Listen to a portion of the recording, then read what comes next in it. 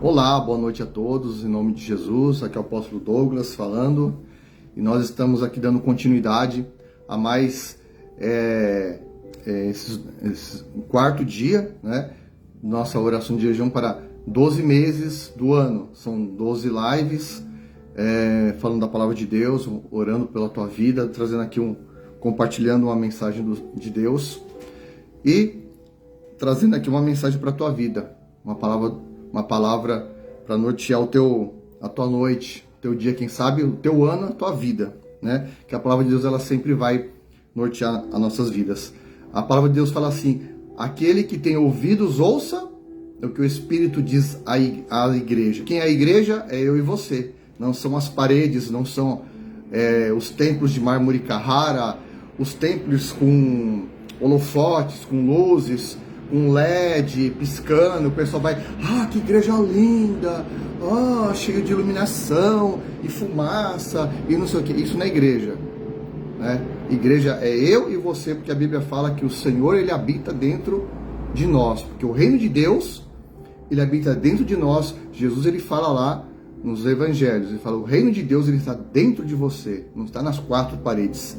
Tanto é que quando Davi ele quis construir um templo para o Senhor, ardeu no coração dele construir um templo para o Senhor. O Senhor falou assim: a terra é o estrado dos meus pés. Você acha que eu vou habitar dentro de um prédio de quatro paredes? Só que você, Davi, não vai construir o templo, porque as tuas mãos são cheias de sangue. Quem vai construir o templo, já que esse é o desejo do coração, vai ser a tua descendência, o teu filho Salomão. E se ele andar nos meus caminhos, eu serei com ele, né? E aí foi. Eu quero compartilhar uma palavra que o Espírito Santo tem me incomodado, uma palavra que está no livro de Juízes. Essa palavra o Senhor tem me martelado para falar sobre ela. Já tem algumas semanas, e tem que ter uma oportunidade para falar. Lá no livro de Juízes, no capítulo 3, vai falar sobre a servidão dos israelitas sob Cusã, né? A palavra diz assim: essas são as nações que o Senhor deixou ficar, Juízes capítulo 3, para por elas provar a Israel, isto é, provar quantos em Israel não sabiam de todas as guerras de Canaã. Então somente para as gerações dos filhos de Israel, delas aprendessem para lhe ensinar a guerra.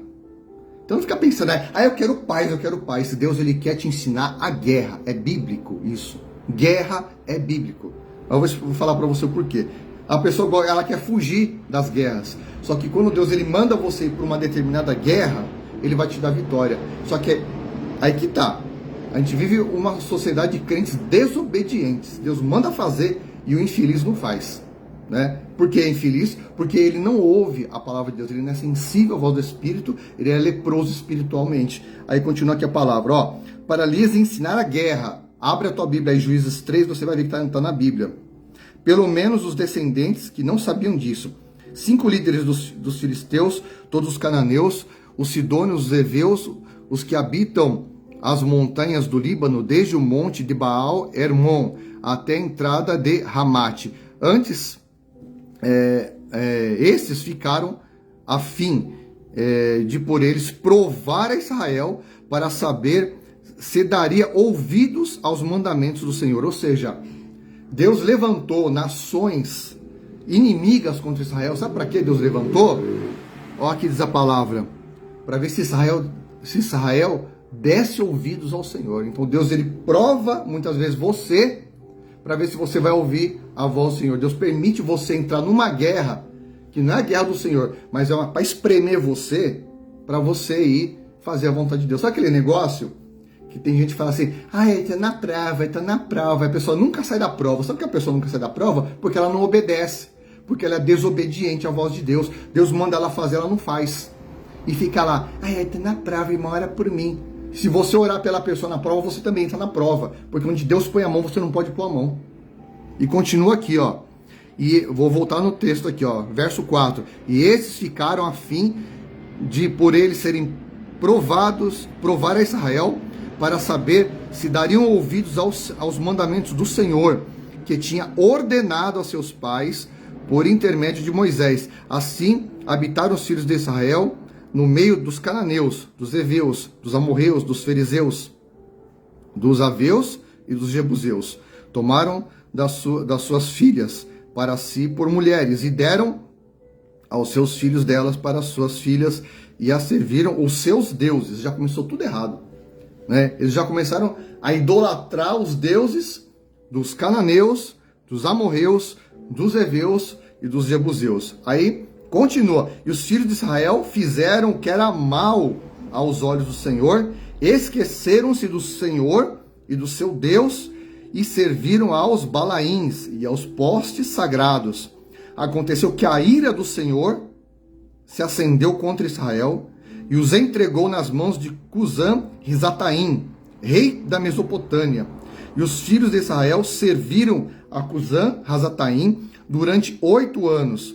Quando, porém, clamaram ao Senhor, aí a ficha caiu, né? Ai, Senhor, nos ajuda, né? Aí clamaram ao Senhor.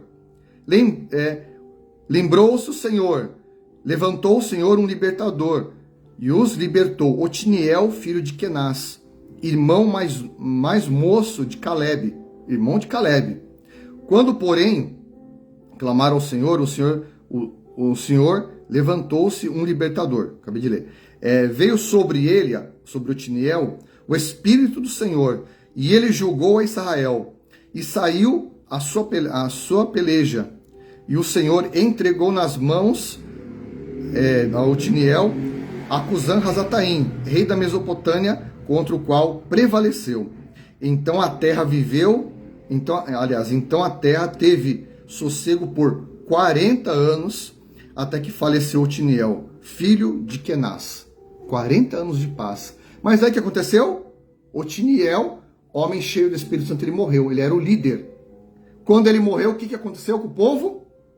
Verso 12. Tornaram os filhos de Israel a fazer o que era mal aos olhos do Senhor. Então o Senhor fortaleceu Eglon, rei dos Moabitas, contra Israel, porque os israelitas tinham feito o que era mal aos olhos do Senhor. É assim nos dias de hoje, né? Deus levanta um líder, Deus levanta uma pessoa para te impulsionar, para te dar uma palavra, para te dar um direcionamento, que nem o Otiniel, um homem cheio, uma mulher cheia do Espírito Santo. E aí, quando aquela pessoa vira as costas, você vai tudo no avesso. E aí sabe o que acontece? A ira do Senhor se acende, ele levanta lutas para provar você, porque você não guerreia as guerras do Senhor. Sabe como é que funciona? Sabe o que é guerrear as guerras do Senhor? É você fazer a vontade de Deus. Isso é guerrear as guerras do Senhor. Não é que você vai pegar armas, que você vai sair matando, brigando com todo mundo. Não é isso. É que você tem que fazer a vontade do Senhor. E muita gente foge da vontade do Senhor. É que eu já preguei muitas vezes sobre isso, né? As pessoas fogem do chamado, mas não fogem do pecado. Elas preferem ter o seu pecadinho de estimação ali escondidinho ali, né? Alisando, alimentando lá aquela carne, aquele pecadinho, aquela preguiça, né?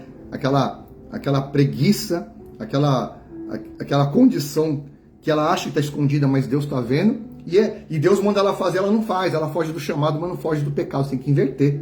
Você tem que fugir do pecado e aí focar no chamado do Senhor. Aí tem gente que fala, ai, mas eu não tenho, ai, mas eu não nasci para isso, ai, mas não sei o quê, ai, mas eu não sou capacitado, eu não sei o quê. Deus nunca vai escolher uma pessoa capacitada. Deus sempre vai escolher as coisas loucas desse mundo para confundir as sábias. Deus vai escolher as fracas para confundir as fortes. Quando ele fez com Gideão, quando ele chegou para Gideão, né? Qual que era a situação de Gideão?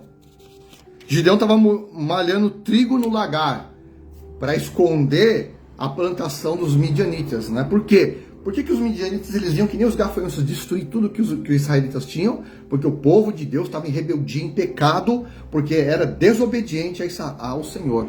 Aí o Senhor permitiu os midianitas assolar eles. E aí clamaram ao Senhor, se lembraram, ai, Deus existe, né? Porque a pessoa só lembra quando Deus existe na hora que ela está no fundo do poço, que ela está toda arrebentada. É que nem alguns casos que a gente ouve, aí a pessoa fala, ela vai no médico, ela tem aquele caso de bebe, enche a cara até explodir, chega no médico, está com cirrose, e o médico fala, ó, A receita médica é assim, se você não parar de beber, você vai morrer disso, disso, disso. Se a pessoa entra por aqui, sai por aqui, ela vai no bar encher a cara. Sabe o que acontece? A enfermidade vem, explode ela e fica lá internado, morrendo. É a mesma coisa, a pessoa que é viciada, drogada, enfim, tudo isso daí. Né? Porque a pessoa tem, o ser humano, ele tem uma coisa de desobediência à autoridade que é impressionante.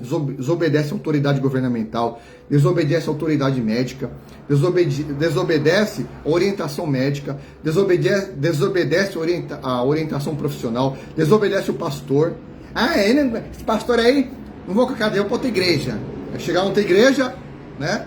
Aquele pastor é maravilhoso, aquela igreja é linda. Apóstolo, aquela igreja é linda. Aí ele roda o peão. Nossa, eles rodam, falam em língua. Tem cheio de tem telão, tem luz, tem LED, tem não sei o que. Aí basta o pastor conhecer a vida daquela pessoa, dar uma espremidinha no pecado dela, esse pastor não presta, vou para outra. E assim vai pulando de galho em galho, até pegar um galho podre e morrer. E é assim o povo de Deus. Hoje em dia é tudo desse jeito. Nós vivemos uma geração de rebeldes, uma geração de pessoas desobedientes. Não quer servir mais igreja, né? Só quer ficar subindo e descendo monte, achando que eu sou profeta, só Deus fala comigo, não sei o quê. Sabe o que aconteceu com o pessoal?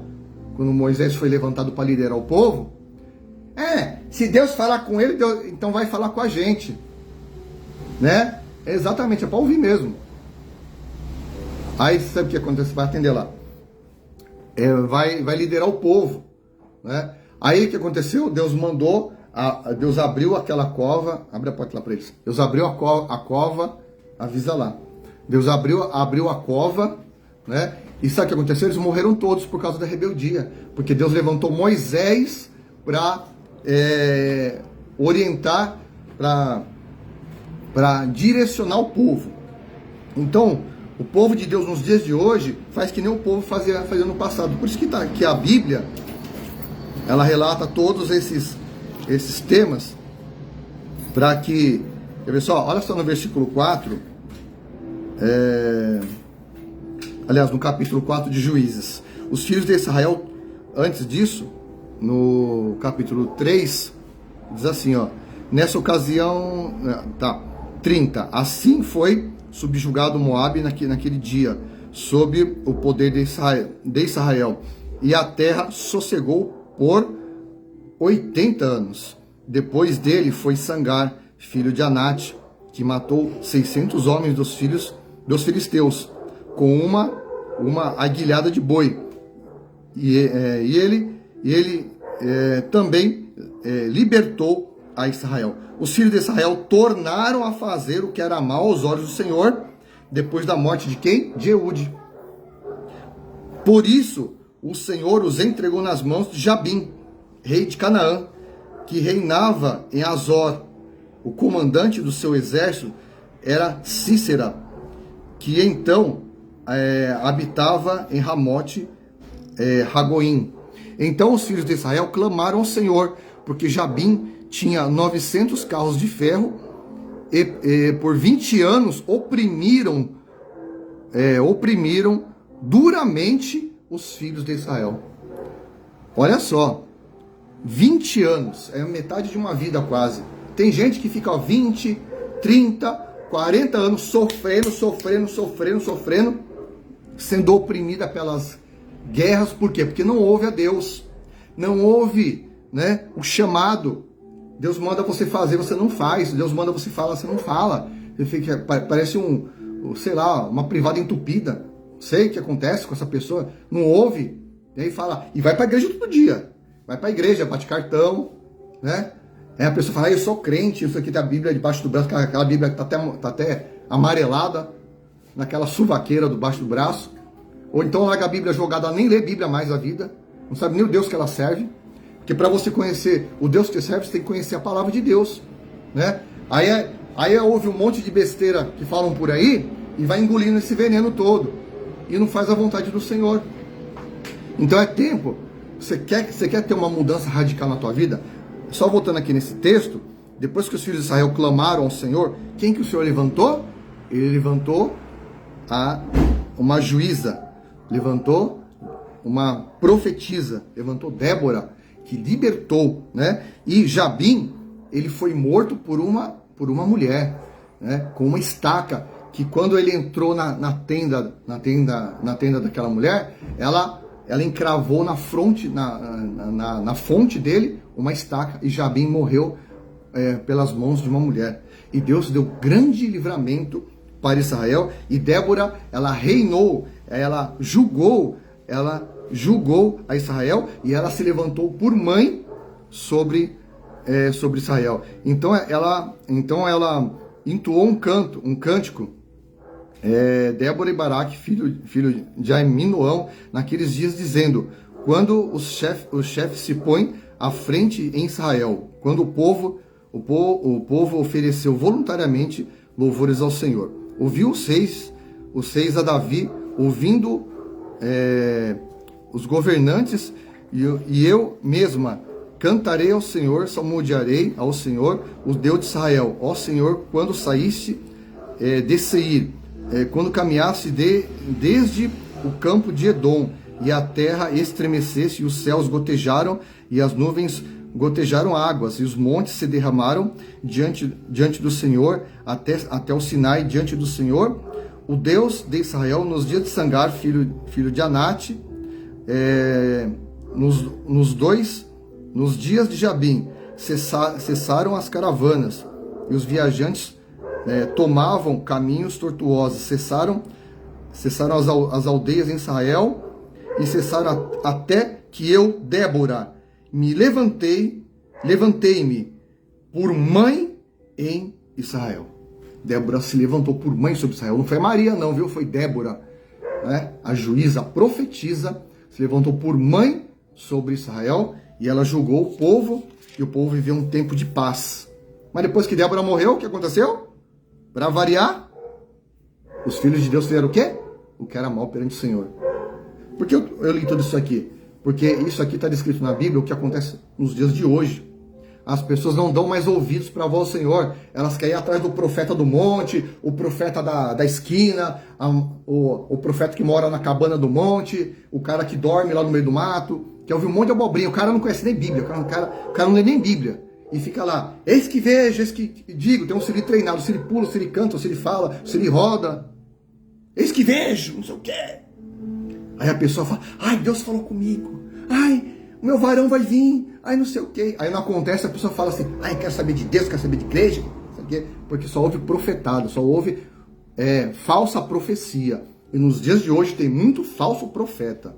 Você sabe como é que você sabe que é a profecia de Deus? Aqui, ó, Bíblia está se tornando, sabe o quê? Como é que fala? Mosca branca nas igrejas. A gente vê aqui no culto, aqui na igreja, que é na Missão Apostólica Church, quanto de gente vem que não traz Bíblia. Entendeu? E não só aqui não, qualquer lugar.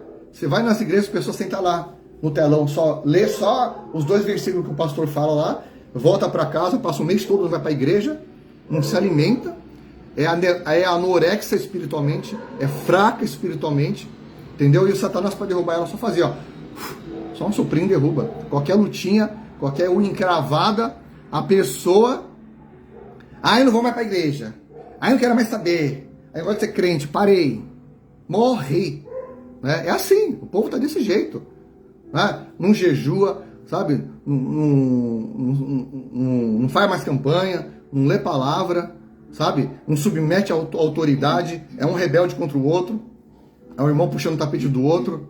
Aposto. Oi?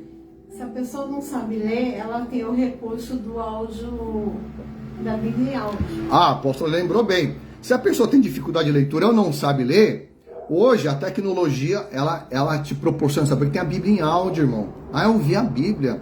Ao invés de você ficar lá no celular, no Zap, lá, tem gente que fala assim, eu vou ler a Bíblia no celular. Meu, é a pior besteira que tem. Por quê? Porque todo mundo sabe que celular vem notificação. Aí você tá lendo lá, não sei o que lá, aí vem a notificação do Zap, do Face, não sei lá o que, distrai tudo. Meu, celular, Bíblia não foi feita para se ler em celular. É apenas um aplicativo auxiliar. Mas no caso da pessoa que tem uma dificuldade de leitura, tem muitos aplicativos. Tem aquele aplicativo lá do Cid Moreira, que ele fala a Bíblia toda. sabe? A pessoa tem que, ou pelo menos ouvir a palavra, pelo menos ouvir, é o mínimo, né? É o mínimo. Então, para você entender hoje, né? Faça uma reflexão hoje, né? Como é que tá a tua vida? Tá passando muita guerra, muita luta, tá na prova, né? Vai perguntar para Deus o que Deus mandou você fazer, você não fez, né? Vai, mas não é para perguntar para profeta não, vai se trancar no teu quarto, vai pôr a cara no chão, vai pôr a cara no pó e vai perguntar: Senhor, aonde que eu pequei? Aonde que eu estou sendo desobediente à tua vontade? O Espírito Santo vai falar no teu interior, porque Jesus ele fala assim: fecha a porta do teu quarto, que o Senhor vai ter em secreto com você. Não adianta você ir naquelas mega igrejas entupida de gente, porque Deus não trata com massa. Deus ele trata com as pessoas individualmente. Amém? Deus ele fala coletivamente, fala, mas quando ele quer tratar com você, ele trata individualmente. Jacó, quando esteve lá no Val de Jaboque, estava só ele e o anjo, sozinho, na penumbra da madrugada. Quando o anjo veio, ele agarrou, né? Ele falou assim: eu não vou te soltar enquanto você não der a minha bênção. E o anjo, né, clamou: me solte, me solte. Aí ele feriu ele na coxa. Ele perguntou: qual é o seu nome? Ele falou assim: hoje o teu nome não será mais Jacó, mas será Israel, né? Porque Deus ele quer marcar a tua vida. Ele vai marcar a tua vida no particular, não é numa multidão. Você pode ir até num show gospel, pode ir numa igreja lotada, só que enquanto você não tiver um particular com o Senhor, a tua vida não muda. É necessário você ter o seu particular com o Senhor, né? O seu tete a tete com o Espírito Santo. Você ter aquele momento de calmaria, onde você abaixa toda a sua correria. Como é que fala quando a pessoa está agitada? Se acalma, né? Se acalma. Como é que fala? Quando a pessoa está muito agitada. Esqueci o nome, vai. A pessoa tá doida da vida, cabeça cheia de problema, né? Cheia de correria, pensando só em dinheiro. Aí detalhe, o povo lá, quando eu li que eles serviam os balaíns, o que é os balaíns? É idolatria. Hoje o povo entra na idolatria dos dias de hoje. Qual que é a idolatria? É o dinheiro, vida sentimental, que põe em primeiro lugar, trabalho, saúde. Não que você não vai cuidar da saúde, ou seja, a pessoa ela se enfia numa academia, ela só vive na academia, esquece de igreja, ela prefere ir na academia, não vai na igreja. Quer dizer isso aí. Você tem que cuidar do corpo, sim. Mas a pessoa, ela só prioriza as coisas, ela não prioriza mais o reino dos céus, ela faz aquele jargão. Lá Mateus 6,33, né? Buscar em primeiro lugar o reino dos céus e a sua justiça, não sei o quê. Só que ela não busca em primeiro lugar o reino dos céus. Ela busca primeiro a sua vontade. Ela quer satisfazer os desejos da sua carne. Ela quer comer bem, né? Ela quer ter dinheiro. Só que ir para a igreja buscar o Senhor não quer, né? Tem gente que a idolatria dele é o cachorro, é o animal. Então o cachorro vai para todo quanto é canto, o cara não vai para a igreja, né? Aí lá quando Deus põe a mão, depois você não reclama. E assim por diante. O animal é o filho, tem gente que idolatra o filho, né? Meu filho espirrou, não vou para a igreja. Meu filho tossiu, não vou para a igreja. Tem gente que é assim, sabe? A pessoa, eu preciso trabalhar. O cara arruma, onde eu trabalho tem gente que tem até 3 empregos, bicho. Agora para e pensa, onde o cara desse vai arrumar tempo com a família? Onde ele vai ter qualidade de vida? Não tem tempo nem para a família e muito menos para ir para a igreja. Então, tem que ter qualidade de vida, qualidade espiritual, né? Nós não vivemos um tempo hoje sobre qualidade de vida, que você tem que ter uma vida saudável, que você tem que comer direito, que você tem que ter uma alimentação equilibrada, que você precisa treinar, não tem que ter para você ter uma saúde boa. A espiritual a mesma coisa. Você tem que ter qualidade de vida espiritual, você tem que ter tempo de comunhão com Deus, leitura de Bíblia, né? Tempo de oração, comunhão, ir para a igreja, congregar na igreja. Muita gente não está indo, tomar Santa Ceia. Tem gente que é tão religiosa que ela vai em outro ministério, eu vou tomar ceia porque não é da minha igreja. A Santa Ceia não é de placa de igreja, filho. Santa Ceia, ela é para o Senhor. Amém? E o apóstolo Paulo fala: examine-se o homem a si mesmo e come e beba. Ele não está falando para você, eu estou em pecado, não come. É o contrário. Tem gente que é tão religiosa que quando ela vai na ceia, eu não sou casada, eu não sou divorciada, eu não sou batizada, não sei o quê. Inventa um monte de asneira que não tem na Bíblia para não tomar Santa Ceia. Então, você tem que entender, a Bíblia ela é simples, é só você ler, que as escamas da religiosidade vão cair dos teus olhos. Amém? Vamos orar então? Já entreguei o recado, para quem espiritual entendeu. Para quem não é espiritual, achou enfadonho, achou cansativo, achou chato. Então, sinto muito. Vai continuar na prova. Então, vamos orar. Coloca aí teus pedidos de oração. Dia 31, agora nós vamos ter o culto de mulheres guerreiras. A preletora vai ser a pastora Carla Curlano, vai estar trazendo uma palavra de Deus para você. Vem estar aqui conosco, Missão Apostólica Church, o Augusto Careiro, 53, Jardim Paravente, Guarulhos, São Paulo, pertinho do Bosque Maia, pertinho da Policlínica. Vem estar com a gente, vem adorar o Senhor, que Deus tem um recado do céu para você, amém? Feche os teus olhos, pegue o seu copo com água, depois você deixa teus pedidos aí na descrição, que a apóstola vai depois pegar, você vai entrar em contato com você e vamos estar orando. Senhor, em nome de Jesus, Pai, nós consagramos a Ti, Pai, este copo com água. Senhor, que esse seja um ponto de contato, em nome de Jesus, nós consagramos, Senhor, venha, Pai, energizar, Pai, esta água com a Tua bênção, com a Tua unção. Nós consagramos diante do Senhor, Pai, e a pessoa que desta água beber, Senhor, que ela seja curada pela fé dela, em nome de Jesus. Não é que a água cura, mas que a água seja um ponto de contato da fé dela com o Senhor. Assim nós consagramos em nome de Jesus Cristo, amém? Agora beba da água em nome de Jesus. Amém? Deus te abençoe poderosamente, te espero aqui. Vem estar conosco aqui presencial. Nossos cultos são transmitidos também pelas redes sociais. Vem estar com a gente em nome de Jesus. E entregue uma oferta de amor por esta obra, né? A chave Pix é 712doe@gmail.com. Entregue aí uma oferta, entregue o seu dízimo, aquilo que Deus colocar no seu coração. Entregue uma oferta para abençoar esta obra em nome de Jesus. Deus te abençoe. Fique na graça do Senhor.